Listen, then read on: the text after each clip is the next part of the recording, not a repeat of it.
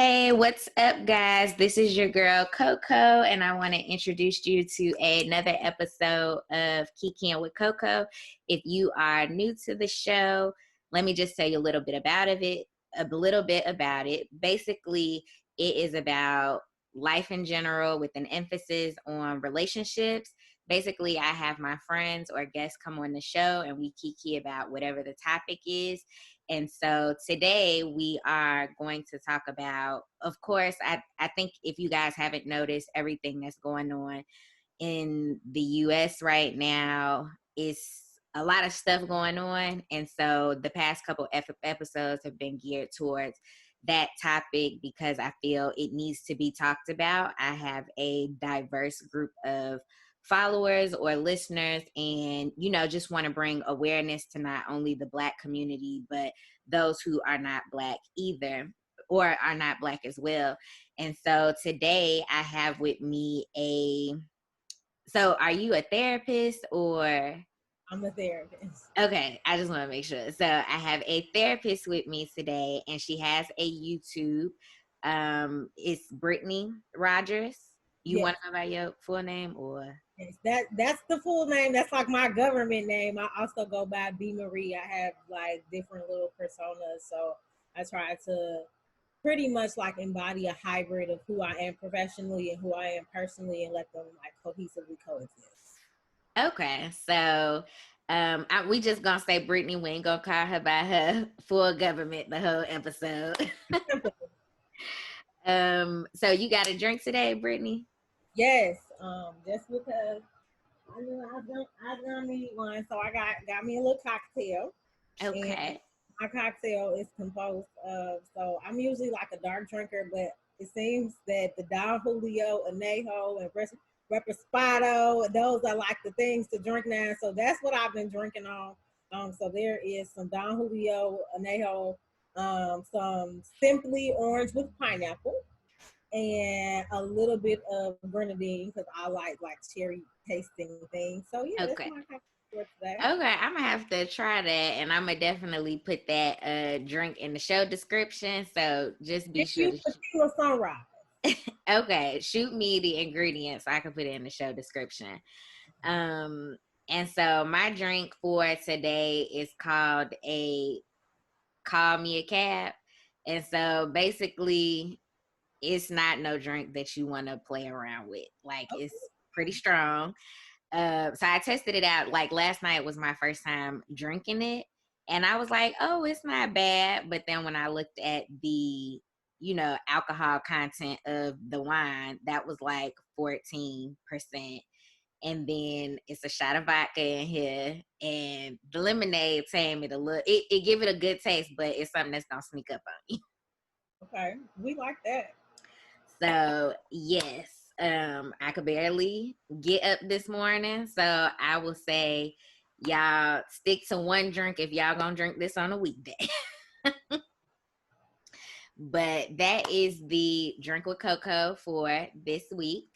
And then now we're gonna move into the hot topic or celeb news for the week. And so basically a lot has been going on, and I think a lot of stuff with celebrities, we expect for celebrities to be able to speak for us and the things that we go through, or just like anybody feel that they need to use their platform to, bring awareness to certain topics. And so the first person I want to talk about is Terry Crews. So I know a little while back he was in the news basically saying that in so many words, saying like Gabrielle's complaints about the show that they were on were not valid because Experience. he hadn't experienced the same thing she has. But basically she was saying that she got kicked off of the show. What was it? So You Think You Have Talent? Got Talent? Got talent. Yeah, America's Got Talent. And so they were telling her that her hair was too ethnic, too Black, in other words. And so she left the show. And I think that is a valid reason as a Black woman feeling like, our hair is important to us. taking care of it, everything that is entailed in just the upkeep of hair in general. So for someone to tell you like, oh, we think your hair is too black, like I think that's rude as hell.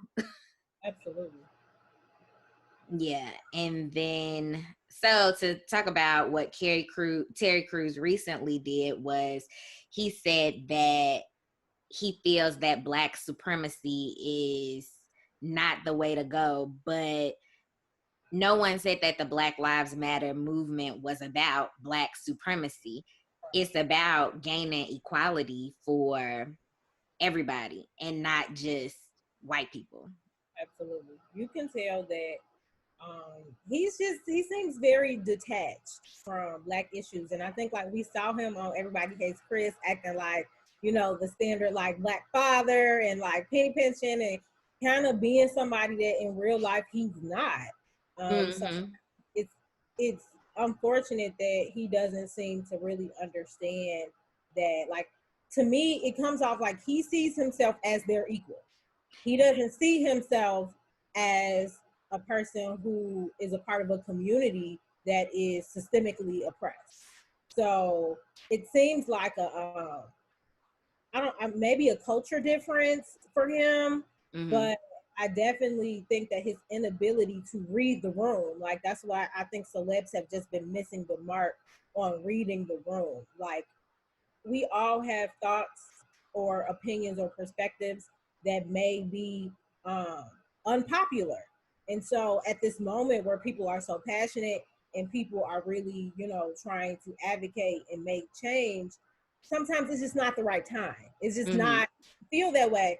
But this isn't the moment to say it. And sometimes that's what I feel like a lot of these celebs have been doing is using their platform, but not being conscious of like what is the message that everybody is pushing forward instead of your own, like instead of expressing a message that comes from your own individual experience and understanding.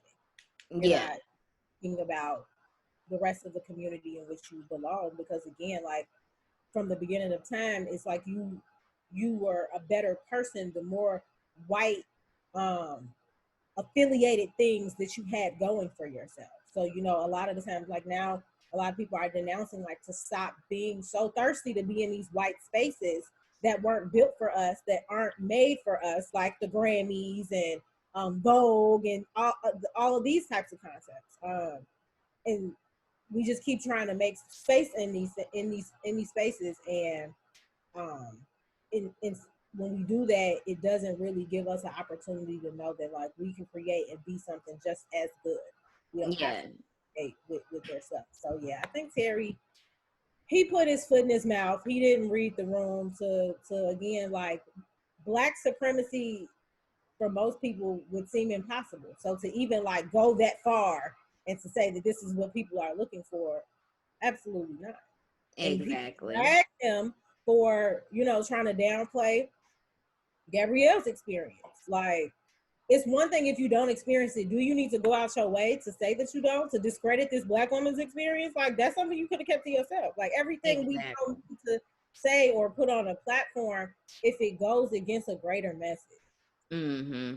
And I think him being in a situation where um I think when all of that, all the sexual assault allegations was going on in Hollywood, and he spoke about his experience, and Black people were really rallying. Black women can, especially black women. Black Yeah, women came together and really tried to offer him support, and that's why when the commentary came out about Gabrielle, everybody was like, "Well, damn, this is just another example of like black women really trying to stand behind a black man, and then it kind of being a slap in the face." exactly. And I feel like you're married, like you're a Black man, and regardless of how long you have been in Hollywood, like if you go to I feel like in his case, if he was to go somewhere like to the South, you know what Mm-hmm. I'm saying, where Friday is not a popular movie Right. that's being watched in that town, you would be just a regular black man, going through the same shit everybody else is going through. And intensified because he's huge in black. Like, imagine Mm-hmm. intimidating like people that come around him that are just like taken aback by his stature. Like, that's a big black man. Exactly. So he could definitely be perceived as a threat in any other space. So Mm-hmm. it's unfortunate to just see somebody so detached from that experience. Like, I think, and sometimes I'm not gonna say people do it on purpose, but I do believe that Black people that feel like they haven't experienced anything racist or discriminatory or prejudice, it's really because they can sometimes, to protect ourselves, if we have to live in a space, we go out of our way to excuse the behavior or we pass it off. And so you don't want to read into it. I know for me, I've been in situations where, I felt like it was some race stuff going on, but I was like, am I making this a race thing? Because we get in those spaces where it's like, am I making everything about race? Is this really happening to me? And it took for other people of other races to confirm, like, yeah, girl, this is racist. Yeah. Yeah. So sometimes we even doubt our own experience just based on the fact that, like, a part of us wants to believe that things are better. And I think that's what some of these, people who seem to be removed have done, is like try to convince themselves, because they know good white people, that dissolves what we're trying to achieve, because a good police officer that dissolves the issue, and it doesn't. I know some great white folks, but Yeah. again, like, now being an ally has an entirely different meaning, or being a friend to a person who is Black has a different meaning. It needs to be deeper, other than just superficial, other than the white girl you hang out with at work and you talk to, and y'all, kiki. Yeah. So For sure. The white people that I do interact with, I appreciate the friendship that I have with those people. And it definitely made me feel like, as this stuff was going on, like, one person did come to me and was just like, I don't necessarily know how to express, what I feel in regards to this situation. I've talked to my family members and they don't seem to get it, and they making it seem like I'm crazy, whatever. Like, how do you think I should approach this? And I felt I felt honored that she came to me and was just like, how do I address this situation? Because one of our other coworkers, she was Black, and she came to work like, I ain't got shit to say to y'all. And she's like, it's real tense in the office. Like, what do I do? And I'm just like, you got to give her space. You know what I'm saying? I'm like, I don't necessarily think you need to say anything in this moment, but when the conversation does come up, I think you should express like your feelings towards her, and maybe she'll feel better about being in this workspace with you. right, yeah. Sometimes it really just takes acknowledgement. Like, Mm-hmm. I had a couple old coworkers from my last job. My last job was predominantly white, and some of them, I had grown to be really close with, and follow me on social media, and even just other, people I went to high school with. I was just kind of being very observant of how non-Black people were holding their space on social media, because again, these are girls I consider myself to have some type of friendship with. So Mm-hmm. right now I need to see kind of where you stand. So it was nice to see, them acknowledging what was going on versus just kind of ignoring the fact that this is happening and posting about their regular life. And one of them did reach out to me, who I will consider myself to be like the more emotionally closest with. Mm-hmm. Um, and that was a nice gesture, because at this, Yeah. it's not too much that we expect from white people. So when things happen, we can appreciate the effort and the acknowledgement, at least, and that can go a long way. So Mm-hmm. I think that not knowing what to say is okay. Sometimes it's just um, um, I feel upset about the fact that your community goes through this, and I'm open to learning like what I can do to help support you all while in the space that we share, and Yeah. that being as simple as that. Mm-hmm. Then people are open to having that conversation. So yeah, read the room. Homegirl ain't ready to talk yet. Right.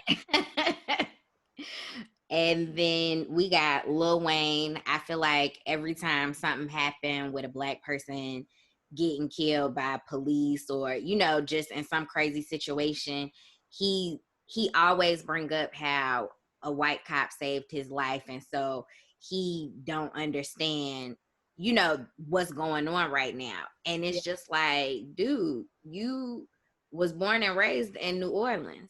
yeah, You have to know that there are some racist people out here, and not saying that every cop is a bad person.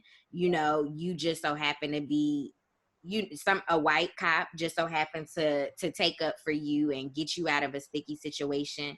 You know, look out for you, but that's not saying that it's cops out here that is not doing that. absolutely. Yeah, I think that he's underneath that savior complex really hard right now. And one, I don't really give Wayne too much attention or energy these days, just because I feel like he's slowly deteriorating and has been for a long time. I think that all of that drug and that substance use has really kind of, who knows where Wayne's thoughts come from at this point. Like, True. we don't even I can't even begin to tell you what Lil Wayne's brain probably looks like, you know. So It's probably like that egg they used to say, "This is your brain on drugs." like, yeah. So certain people like Wayne, I don't even. I see he got a little talk show or radio show, whatever. If y'all like it, I can't, again, knowing like where that man be mentally, I can't even give him really no attention. I will say, I have not canceled Wayne. You know, I still listen to his music, but Yeah, if I absolutely. had to have a sit down, a round table with him or something, like I wouldn't expect much from him. Yeah. So again, you want to leave people where they belong in certain spaces. Like, Mm-hmm. Wayne music, stay great lane. Like, that's the lane for you. It's been the lane for you. But like, talking about some of this other stuff, friend, I don't know. Yeah. And then we got Trina. I know a lot of us grew up listening to Trina, and with everything that's been going on with the rioters, the looting, you know, whatever, she went so far as to call those people animals, which of course are black people. The majority of them are black people in these situations.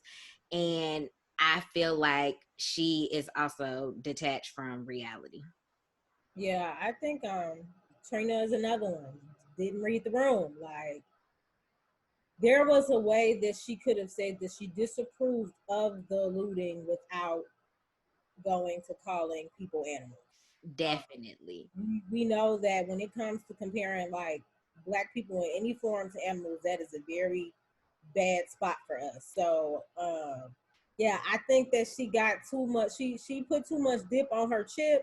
Mm-hmm. Got too big for her pants, and she felt like, usually on that platform she does say whatever she wants. But again, right now conversations take a little bit more sensitivity and planning. You can't just get on a platform and get to saying whatever you want, and And people think right it's now, not going to be they, no right, repercussion. absolutely. Right now, people are mad, people are angry, people are tired, and they're bored because most people still ain't working. So they ain't got nothing else to do all day but to be on social media talking shit about celebrity. Right. This is the entertainment. They're Exactly. looking for reasons to do it. So it's like you you set yourself up by just not being conscious, not being aware of like how much power your words were gonna hold for people going and experiencing this.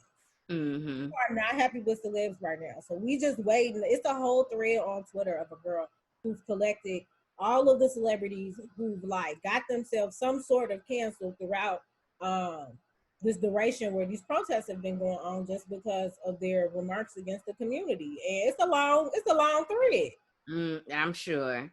I just feel like now granted I will say I don't agree with the looting, but I understand the reason as to why it's happening. Mm-hmm. And on the other hand of that being understanding of why looting is happening, is just like, yeah, it's unfortunate that these businesses are being hit, losing out on money, having to shut down, whatever, but they can rebuild. You know what I'm saying? These are things that they can regain. We can't regain the life of Ahmaud Arbery or George Floyd or Breonna Taylor or Tamir Rice. You know what I'm saying? These are lives that we have lost due to senseless violence, due to somebody taking their power to a whole nother extent. Right.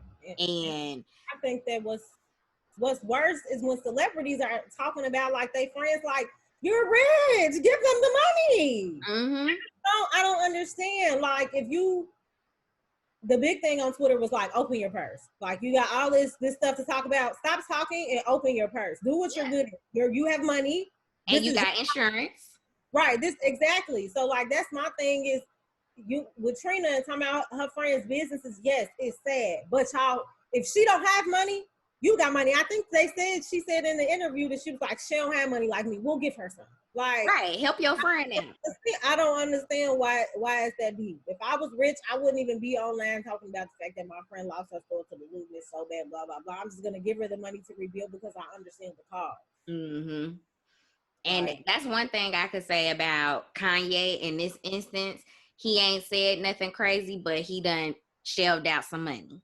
Right, and I think that we're seeing this like indifference with people online about, if you don't say anything, then people think you're not doing nothing. But if you say something and it's not exactly what people want to hear, then you still wrong. So I think, again, like, people just donating and somehow it hits the media. Then people are like, okay, we good with you. Because they did the same thing with Drake. Like, Drake do all these accents and we ain't heard him say nothing. And then, boom, we found out he made a huge donation. And then people was like, all right, we off of him. Let's go. Like, or they wanted to cancel the designer or the owner of Off-White because he matched somebody's now he kind of deserved it. he kind of deserved that. I definitely don't group him in. But I thought I read that he contributed more. Yeah, he said he did, but again, I think the damage was done from him just. True.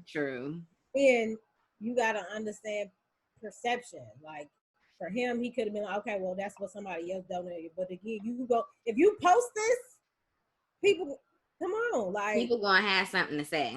Step outside of yourself and think about, like, that's what these celebs are doing. It's like really thinking about how is this going to come off. Yeah. Even if it's not your intent, because we see that a lot. Well, I didn't mean it. Well, that's not how I read. Yeah, it's. I think it's unfortunate that the Black celebrities that we do look up to don't think about what it is that they saying before they say it. Yeah, it seems like don't nobody got a PR team anymore. Like, it's been that way for a while with a lot of the stuff that we've seen. I also think it's because of social media. Oh yeah, they have more access to say whatever they want to masses of people. So that definitely. And then after the fact, they want to apologize, but to me, it's just like, nah, keep that same energy. You said what you said. Yeah, I definitely think people need to start standing on their messages, because then, like, if they try to do something that complies with what people want them to do, then it comes off disingenuous. So again, it's like, you have to think twice before you put something out there, and be prepared for whatever comes back, and be prepared to stand on whatever you get ready to say. Exactly. In fact, just don't say nothing at all. It's been many individuals like I was about to tweet something early, and I was like, I don't really know how this gonna read. Now, I don't know if it's gonna read how I wanted to read, so I'm not gonna say it. Yeah. I know sometimes when I'm on like Instagram and I go to, like how you ask questions or whatever, but then it only lets you put so many characters, so you can't ask the question the way you want to ask the question. And sometimes I just be like, it's gonna get lost in translation. Like, I don't want to post this. Yeah, and sometimes that's exactly what ends up happening, and then people have to come back, And we've all been there. Like, I watched a video where my friend was like, I don't really like the way you said that, and I didn't think I was wrong. Other people did, but I was like, for other people that could have interpreted the way that she did, let me still go ahead and clarify myself.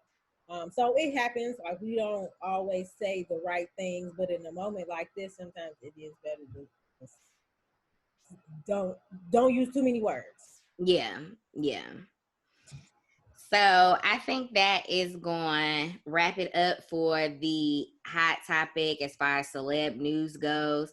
I in reference to that, I would just say don't put too much thought or faith into these celebrities, to speak for us or anybody in general, because not to say that they are misinformed or not aware of what's going on, but sometimes their opinions just don't jive with the majority, and we get offended when it don't. You know what Right. I'm saying? So I would just say let's not put too much thought into the stuff that they saying. Continue to push forward with the movement as we see fit and keep it pushing. And I think you also have to remember, like celebrities, most of them online, they have a persona. Like we don't even know if we like the real person that's underneath what we see. And I think that that's what's happened with like B Simone. Like her career has kind of unraveled, and I really, apart me as a black woman, want to see another black woman win. I hope she's able to pull herself from out of it, but it really kind of shows the we've seen in real time like the progress of how not necessarily being on the right side of things can get you dragged. Like people Mm-hmm. never would have found out about the things going on with her book had it not been for her earlier statements. Like it's kind of just been a domino effect for her. um, Yeah. People kind of just start digging deeper and deeper and deeper, and now you can't make mistakes. And one thing I do agree with is that black women tend to get canceled or questioned a lot faster than other people. So like I said, me wanting to see another black woman win, like I hope she can come back from it, but I think it kind of proves that um, we don't really know these people. We know Yeah. what they know us, so we know an image. Mm-hmm. I was originally going to bring her up into the conversation, but I was just like, I didn't think it was that serious to talk about B Simone based off of her comments about how she don't want to date a 9 to 5 dude. She want to date an entrepreneur, a CEO type individual, because they would just be able to understand her better. Mm-hmm. And I don't see anything wrong with her making that statement because that's her preference. Right. I've said on a previous episode that, do I want my man to have a 9 to 5 or do I want him to be an entrepreneur? Um, I've said that. But coming from a place of I have a 9 to 5. You know what I'm saying? That's what's funding my life, my business right now is my 9 to 5. If I have the opportunity to not work this job no more and do my side hustle full time, then great. You know what I'm saying? Do I want my man to have an entrepreneurial spirit? Yes, I do. But if he got to have a 9 to 5 first to reach that potential, then that's fine too. And he may have a career that he does something that maybe is saving lives or being a lawyer or whatever the case may be. Like this is something that he's passionate about and he make a lot of money. It's a lot of 9 to 5 jobs that make a lot of money. You know what I'm saying? So I'm not going to knock it if that's what you enjoy doing. Absolutely. Yeah, I definitely think people took what she said and ran with it just because, again, they already had a bad taste of the B Simone in their mouth. But I saw a lot of people say, like, they understood where she was coming from. Again, did she probably articulate herself the best way she could have and really made it clear that, like, it's not necessarily not the 9 to 5, but more so the mindset that she would want her partner to have or the availability, making it about those things versus because people are always going to revert to, oh, she making it about money. She thinks she's too good. And that's Mm-hmm. like, I was able to understand that. I don't think that's where she's coming from. But again, when you already have like a negative connotation associated with you, people are just looking to kind of keep adding things that go along with who they believe you already to be. So it's like, oh, we don't like her already. Well, that's just one more thing for us to not like her about or whatever. So Mm-hmm. people gotta, understand you got to separate instances. Like, yeah, I didn't necessarily, like her stance about the whole Black Lives Matters initially, but I didn't think she was completely wrong for what she said. I think she just got caught in a tough spot with people ready to drag her. Yeah, pretty much. And that, like I said, that's going to wrap it up for the hot topic, and we're going to go ahead and move into the hot cup of cocoa. So for the hot cup of cocoa this week, with Brittany being a therapist, I thought it would be appropriate to talk about mental health during this time of going through a pandemic, but also an epidemic with the continuous loss of life within the Black community in regards to police brutality, uh, white people or the Karens, as we want to call them, calling the police for no apparent reason. I think it's important to talk about mental health because it's not necessarily something we grow up in the Black community making a thing in our households. Is just like, I know in our parents' generation, it was basically we sweep everything up under the rug and we keep it moving. I know my parents tried to make it a little bit more open to deal with certain things, but still not having the tools to understand how to do that in an effective way. And then me myself going through therapy, like I'm even in therapy right now, dealing with things in the current events and stuff like that. And I just think it's appropriate that we bring awareness to it because the stuff that's going on is heavy, and people could definitely be, especially like having to isolate themselves for such an extended period of time, just not being able to be sociable. And being social is a big part of mental health. Absolutely. Yeah. I think that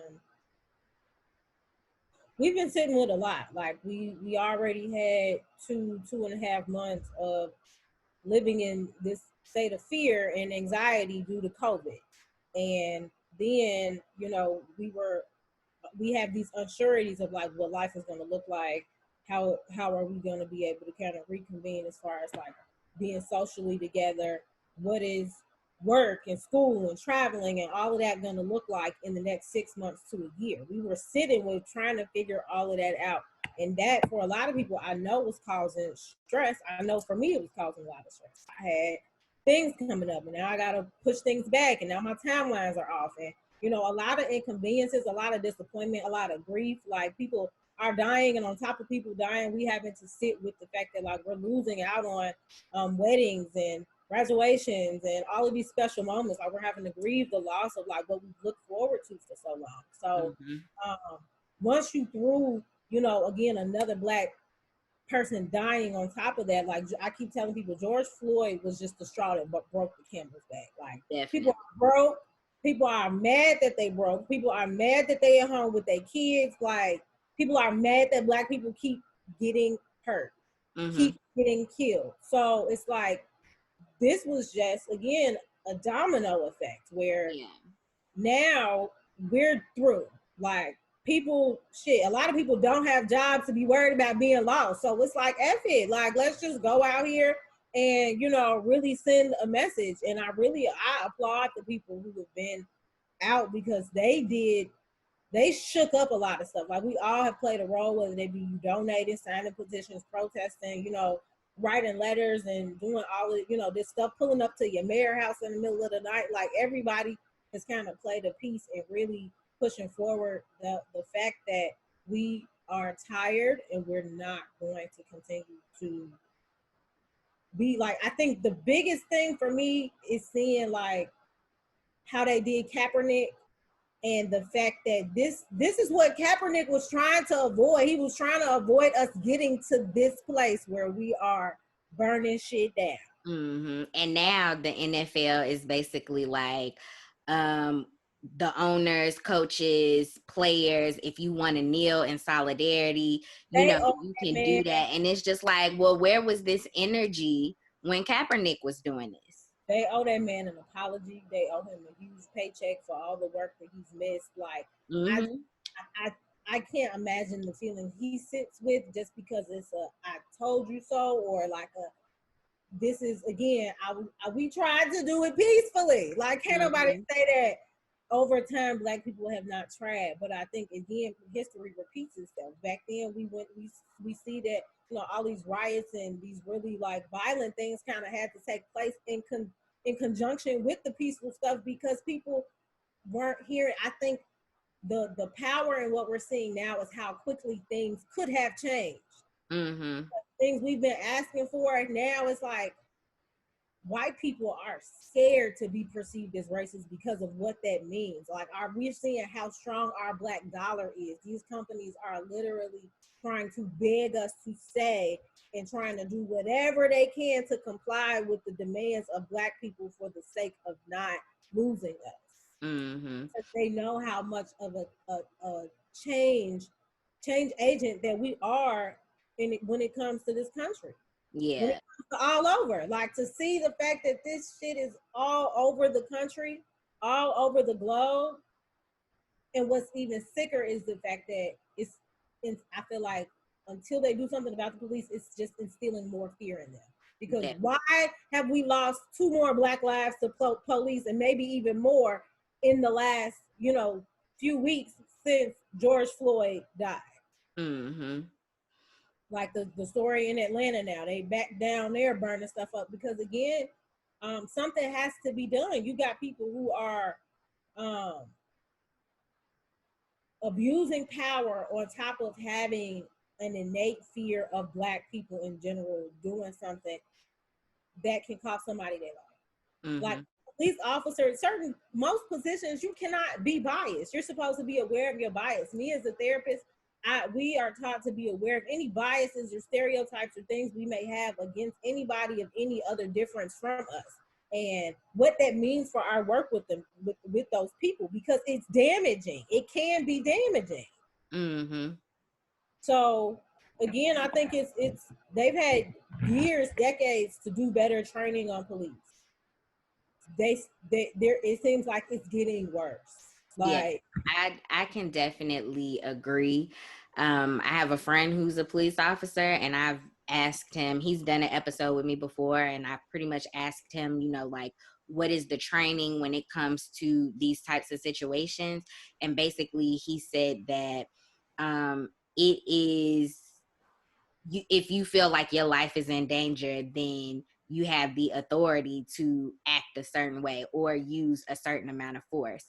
But what, like you said, I think it's the fear that these cops already have, that they're not even giving people an opportunity to show their hand. You know what I'm saying? Like, I think it was Philando Castile who told the police officer that he did have a weapon with him, but when in the moment he was reaching for his license registration, and next thing you know, the cop is shooting off rounds.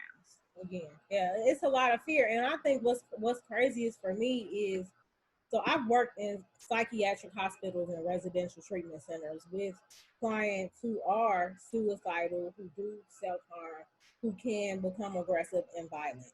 And we are taught in our orientation, there are a few different techniques. There's one called CPI, and it's another one, I think, called TCI or something of that nature. But we're pretty much taught to do holds on people. So if somebody, has something, or if they need to be restrained in a way that is not going to cause them bodily harm, we're taught that. So my issue is like, where is the de-escalation? And I feel like it used to be a thing where like police were supposed to shoot to disarm and not to kill. Right. And it's like, what happened to like popping somebody in the foot or in the shoulder? Like, why is it everything is so fatal even if you do shoot? Y'all do all this training on shooting and you still hitting people in deathly places. It just doesn't make sense to me. There is a huge gap that's missing it. And again, y'all letting these officers roam the streets with all this fear in their heart, and that fear is just building based on the reactions that Black people are having in this country. But you can't be scared to do your job. You can't be scared to somebody. I also feel that just because you put a uniform on do not make you a good person. Oh, no. In the case of George Floyd's killer or whatever, I just don't think he was a good person. Yeah, no. And that you and the officers that were around him, I don't see them as being good people. Now, I do think there were like two rookies that were on the scene, and I think and I'm not giving these people a pass because right is right and wrong is wrong. But I think we've all been new to a job and kind of just been like, we listening to the trainer, you know, whatever. Not wanting to speak against them. Right, not willing to speak against them. But in that instance, you literally have a man that is like, I can't breathe, you know, whatever. And you could have just been like, hey, you know, I think you need to let up some. You know what I'm saying? And even if you felt like he was not listening to you, like there were three other police officers that should have been like, yo, knock it off, or y'all could have physically pulled him up off that man. Nobody's moral compass kicked in. Like I didn't watch the video, and that's a mental health tip. I'll try to drop more of those throughout the time we talking. Like, so you don't have to watch all these videos. I didn't watch it because it's been a while since I've actually sat and watched the videos of somebody being killed by the police because I just don't want that image in my head. Mm-hmm. But it really doesn't make sense how four people stood around knowing that this man was saying he couldn't breathe, knowing that he was showing that he was in agony and not doing anything. And I think what we saw the difference, and there was a clip of another video of somebody of them pretty much having somebody in the same position that George Floyd was in, and his partner took the man's knee and lifted it off of the pressure point in his neck and moved back. And it's little things like that where it's like that man was thinking, that man's moral compass kicked in, or even if it wasn't a moral thing, it was this could go really wrong. Let me step in. Yeah.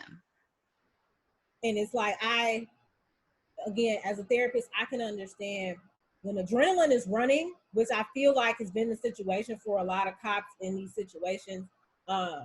It's very hard to navigate your emotions or your actions when your adrenaline is up.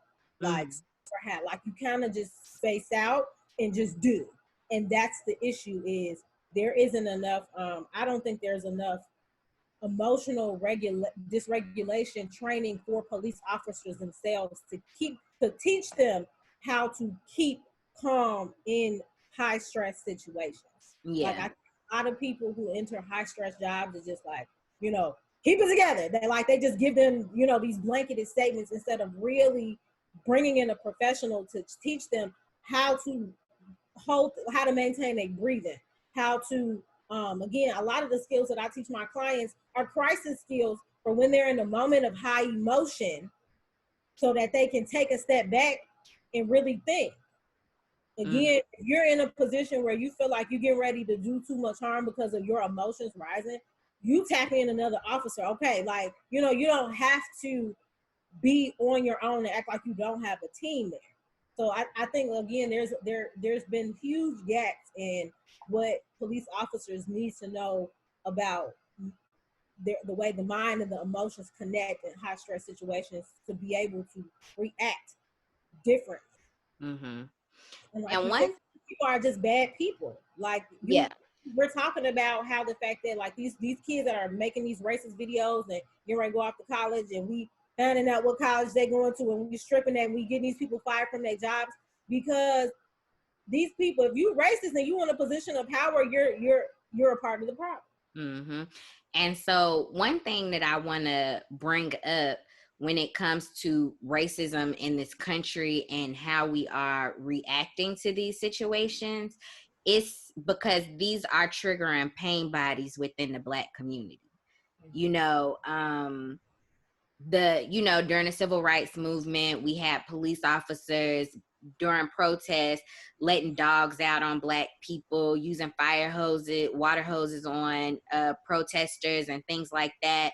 Then of course you also had to be worried about being lynched, you know, and then of course you want to take it back further and talk about slavery and the mentality that people have. If you ran and got caught, your foot would get cut off, or, you know, it's all these things, or potentially death. You know what I'm saying? And it's all these situations that are triggering for us in these moments now, you know. And it is, and I don't understand why, other than Black people don't understand why this is such a hard thing for us to deal with.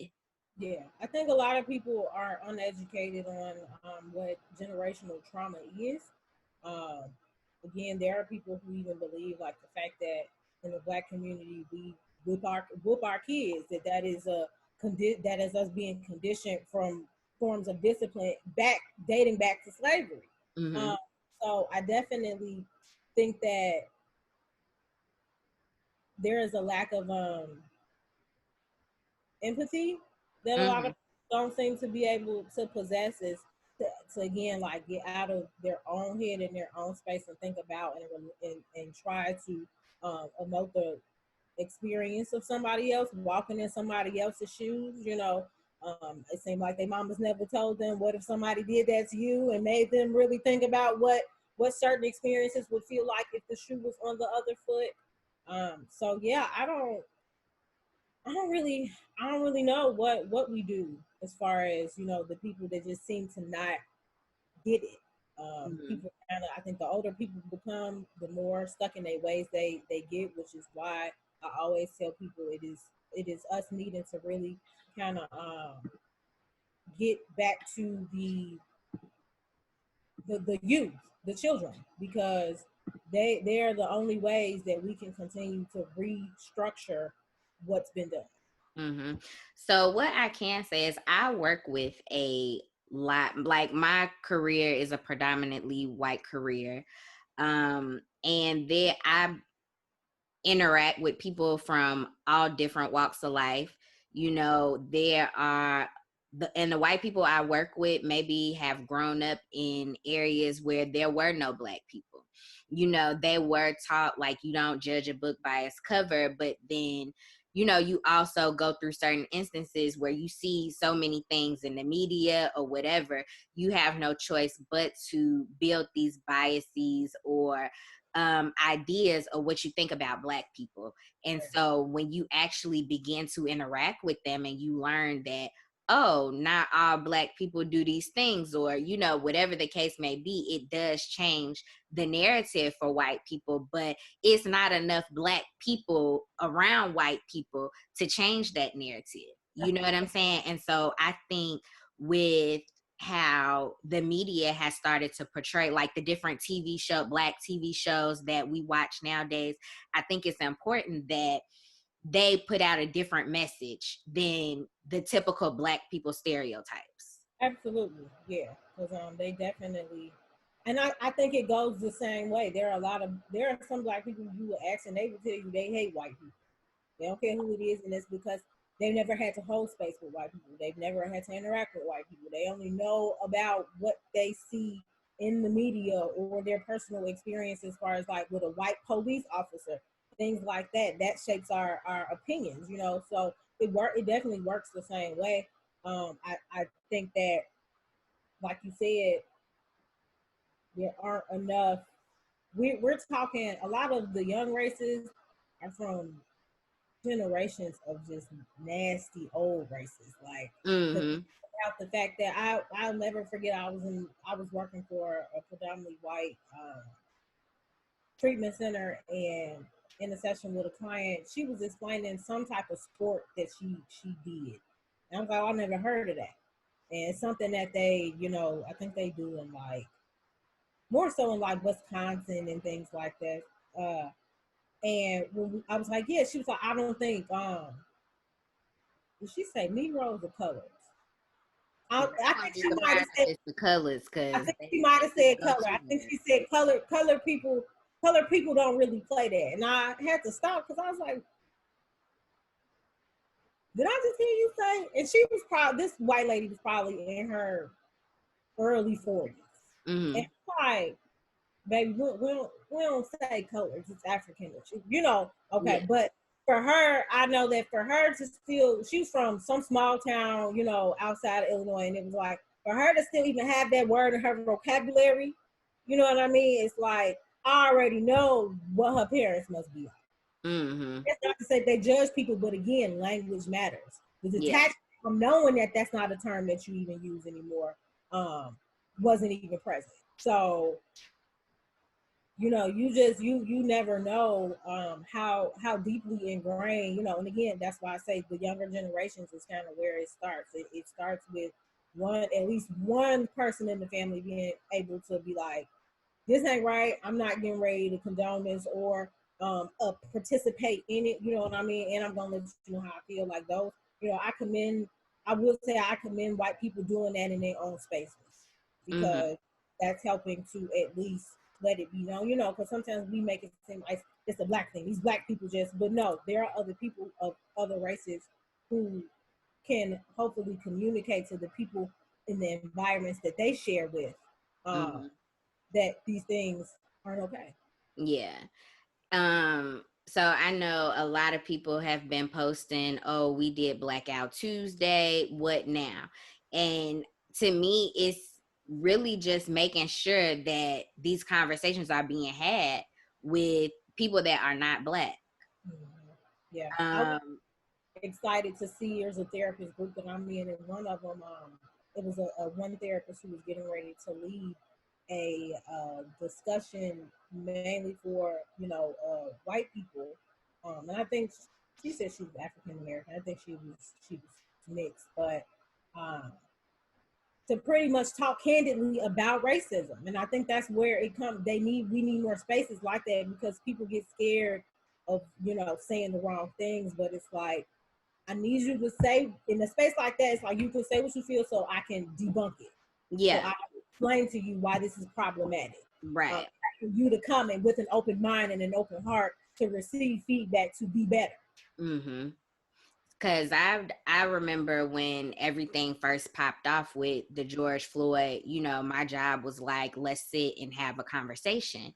And he told the Black people, like, say how you feel, no holds barred, there won't be any, repercussions, based on what you all say, because this is you all speaking about your experience, and I need for everybody to understand, and Yeah. it's just like, okay. And so we had this white guy get up, and he was explaining how his wife is Mexican, and when he goes to where she's from, it's a predominantly Mexican area, but they, they basically like look at him sideways, and they say certain things, and he asking his wife like, well, what did they say? And she like, oh, we need to get the hell up out of here.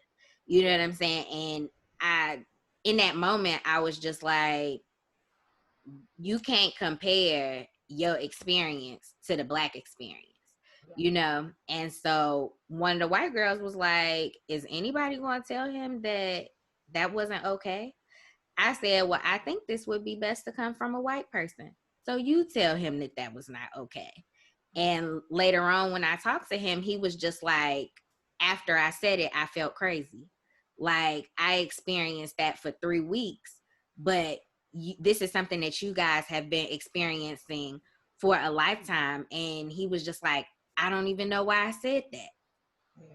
And sometimes I think, like, for him, it was probably just the wanting to relate Relate. and Yeah.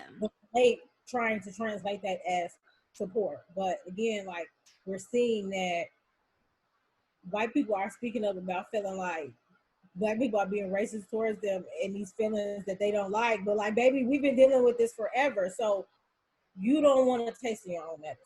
And Mm-hmm. the whole argument, like, can Black people be racist and all of that? Because white people would definitely try to tell you that, somebody was racist. And that's a whole different conversation for a whole complex conversation for another day. But that's just a part of the problem, and just not being able to kind of take accountability. So I mean, good for him that he was able to step back and realize why that was problematic.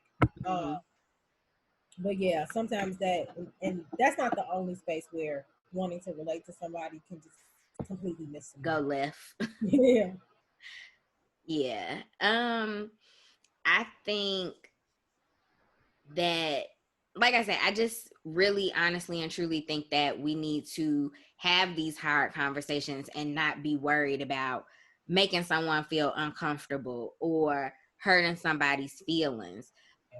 And at the end of the day, especially the white people that we interact with on a regular basis, I think it's important that they understand where we're coming from. I think they are already in a mind space to receive it because they know they have to work with us on a regular basis, but to help them have compassion. Because I mean, just because you work with Black people don't mean you like Black people. Our political views could be different. Sometimes it's not that they like Black people, it's just that they like you. Yeah. Like, you just like me because you know me. Right. We could have different political views, and I'm not going to get on the topic of Trump. Well, I'll touch on it because I do feel that he has the power to change some of this narrative, to be on the side of right versus being on his own raggedy ass side with his own raggedy ass agenda. I feel that he has not said enough or said the right things to discourage this type of behavior the negative behavior from white people. I was watching a video on Instagram earlier, and this lady took a hammer to somebody's car and was telling her to go away. Yeah. I definitely, I feel like we saw a boldness when Trump got into office. Definitely. There was a bigger boldness of racists who were ready to come out and be their big racist self. So yeah, anybody that it used to be that people can have different political views, but at this point, it's like if you tell me you support Trump, you telling me you're a racist fresh out the door. Right. I don't think we have much in common. You know what I mean? I don't think we have much to talk about. And I already kind of know what perspectives you hold, or what values, you hold. So yeah, I try not to get that man. He's another one. I don't give him much of anything because at this point I don't think us as Black people can expect anything. The best thing he did was give us this extra $600 on unemployment and that $1,200 check, and that's about the only thing I can say that I got from Trump's presidency. Yeah, I think that we definitely need to get out and vote. And I know a lot of people are like, voting is not going to change it. But I feel like if we start voting for the underdogs, because the underdogs are the ones who really want to make change. So I feel like if we start directing our votes towards the underdogs, we could start to see some change in the things that need to be changed. Yeah, and I don't think people give enough credit to the people they vote for as far as like their governor and their mayor. Like that's controls a lot, but we are more directly affected by the people that we have in our local state government. So we need to be at least a little bit more proactive in that space because I think for a lot of people, if you sit and really think about the years you experienced when Obama was in office and then when Trump moved into office, think about really how your lives changed. Like, did you lose out on much? Like, I stopped giving. I definitely encourage people to vote because we still want good people in office. But I stopped giving so much like energy towards like the president in general because it's like when I think about the course of the last 8 years of my life, has my medical insurance changed? Now, for some people, this does affect them. So again, like it depends on the person as far as how important they feel. But I think that's why a lot of people don't have much urgency to vote because they feel like not much in their life has altered based on who was in office, unfortunately. You know what I mean? So that's my thing as far as like really pushing people to kind of do more local things because these are the people making the decisions. As we see Trump like open everything up, and governors and mayors are like, well, we're gonna do this and we're gonna wait and we're gonna so those are the people who have more power that directly affect us. Yeah, because I know the UK has pretty much like every time they said they're going to do like a 3-phase reopening or whatever. And so after the first phase was basically like restaurants could open for takeout only. And then as far as like working for real, it's just like if you can telework, still work from home. Right. You know what I'm saying? And so we haven't like in the States, like seeing everybody like just out and about kind of at restaurants, like if it's an open area you can go, like we don't even have that. So it's like we still sitting in the house pretty and much. y'all gonna be safe and COVID free. Meanwhile, our numbers are going up, so it definitely. But at the same time, my job is affected by what's going on in the States. You know what I'm saying? So I'm at a standstill either way. Like I can't even, like it's people that are starting to travel again.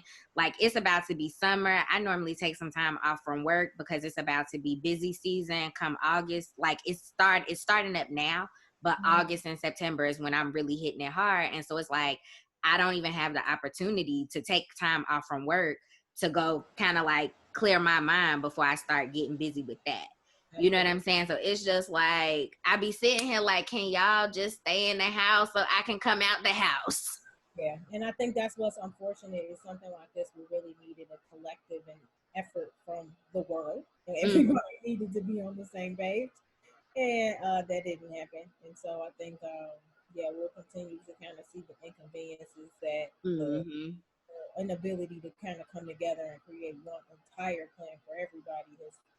We're going to see what ends up happening after that. Definitely, but I'm still just like, you know, like I said, I've been in therapy, dealing with current events or whatever, just to make sure that I'm handling things in an appropriate way, because I am the type of person that's just kind of like, oh, it ain't directly affecting me. I can just go on about my day.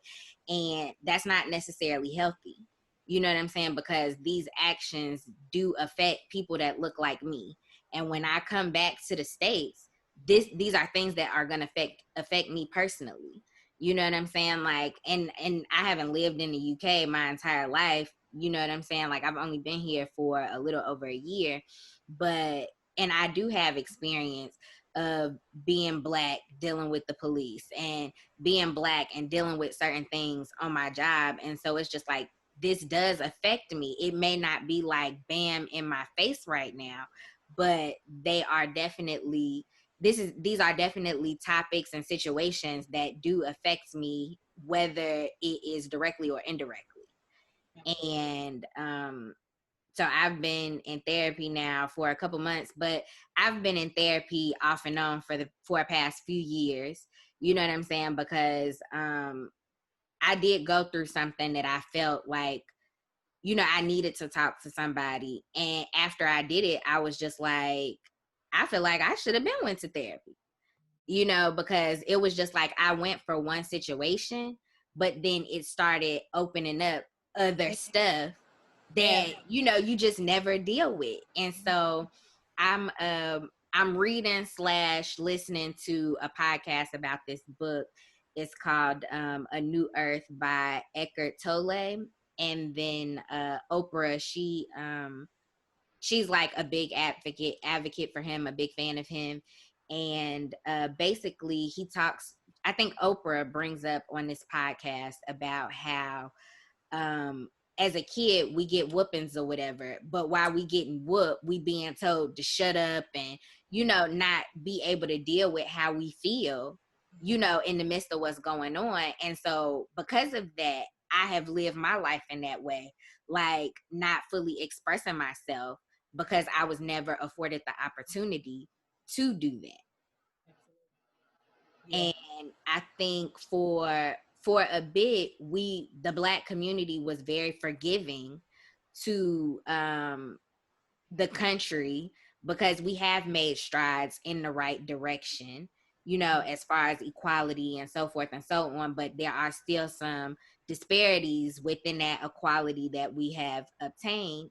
And now it's time for us to step out of that, you know, we can't say nothing phase. Like we need to express how we feel. And that's what the country is seeing. That's what the world is seeing right now. Yeah, you're seeing the result of people not talk about how hard it is to Black in America.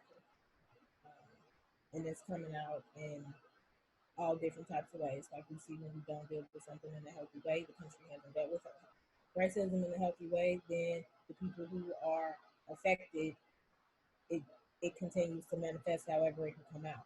You know, whether that be a hate for white people, whether that be going out your way to avoid white people, whether that be, whatever the case may be, it looks a lot of different ways. And like we're just now seeing the head of it all.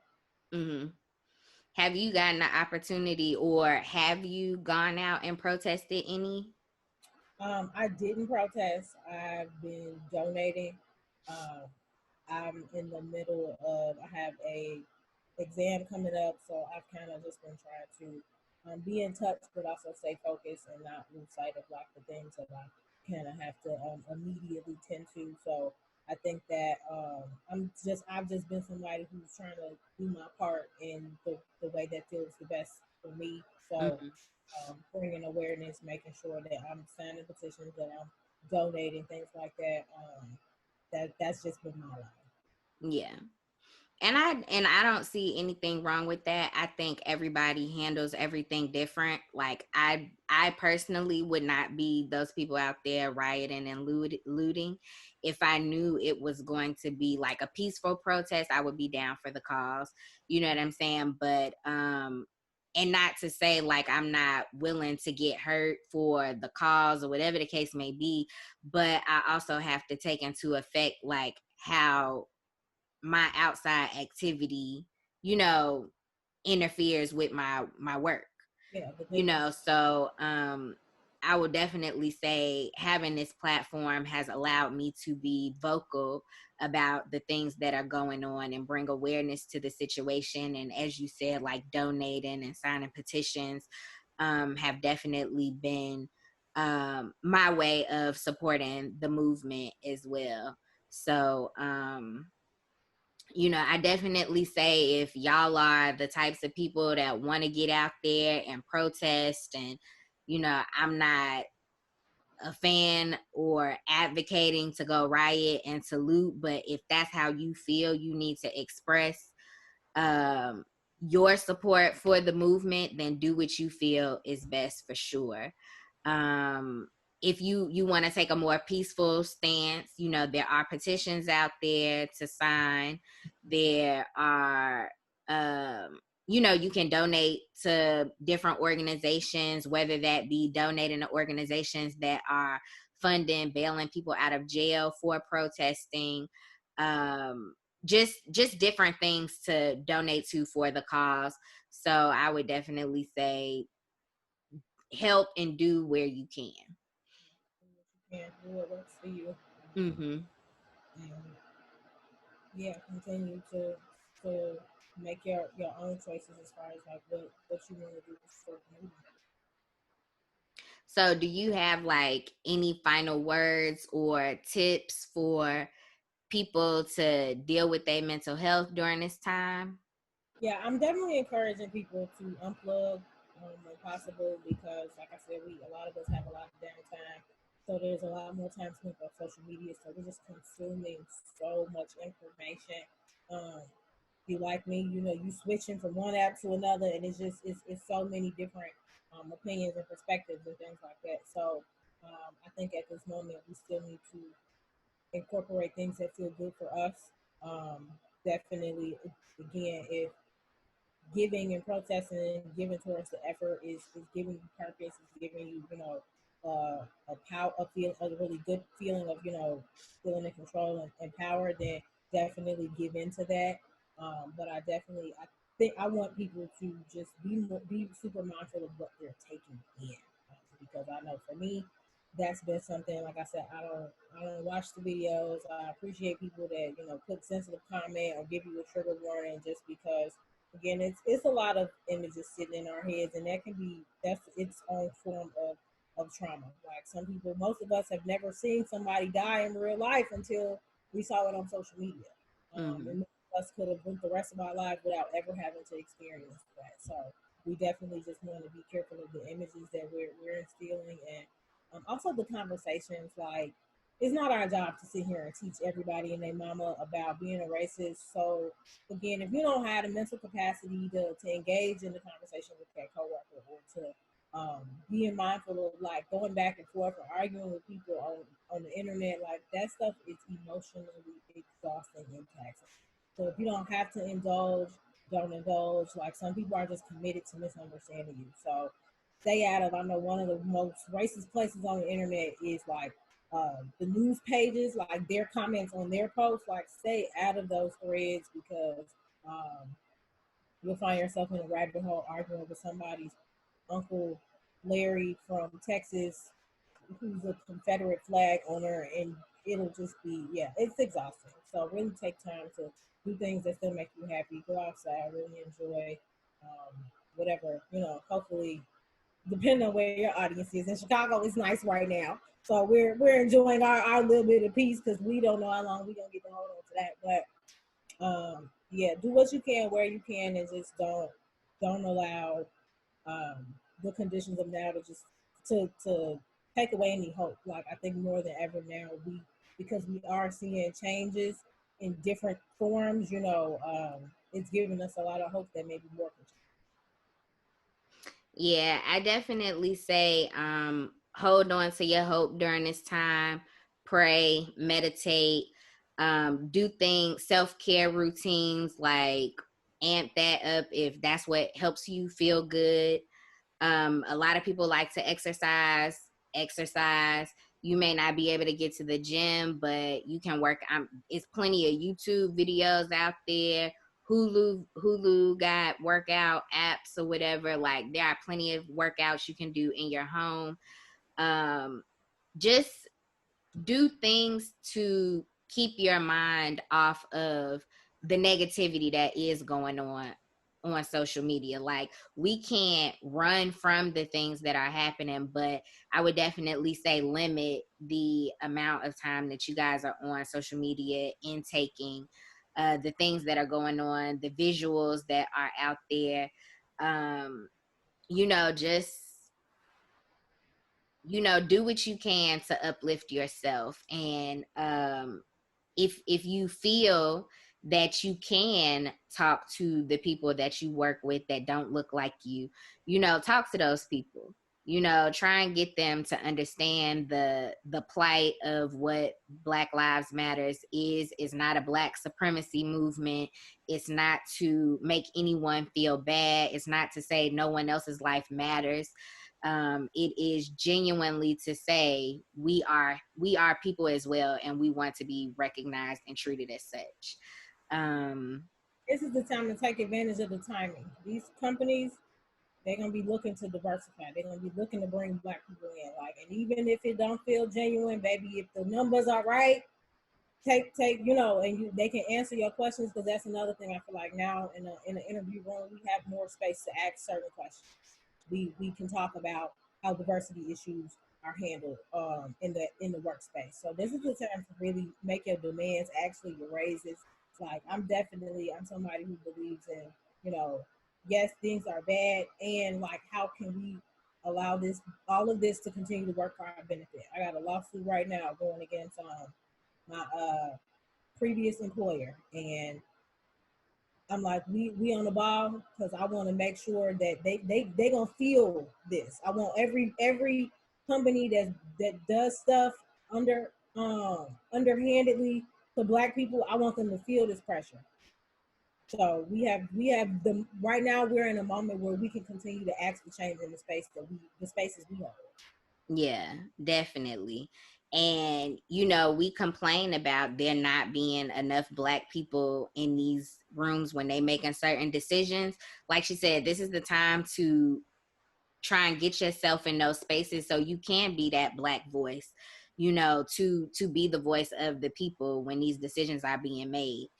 And I think we have the platform now. Everyone has a platform to be a agent of change.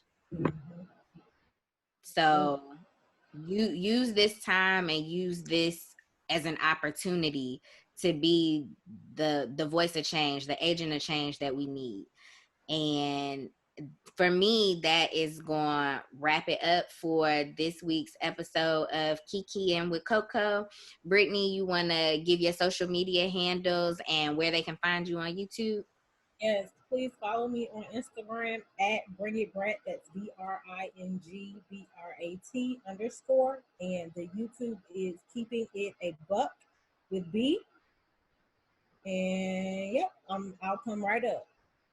All right, and I'll be sure to add her information into the show description. You know, as always, you guys can contact me on Instagram at Kikiing with Coco. You have my email, kikiingwithcocopod@gmail.com. And of course, my website, kikiingwithcocopodcast.com. And of course, all of this information will be in the show description, along with the drinks that we had during this episode. And as always, I appreciate you guys for tuning in, and stay tuned for next week's episode. Bye.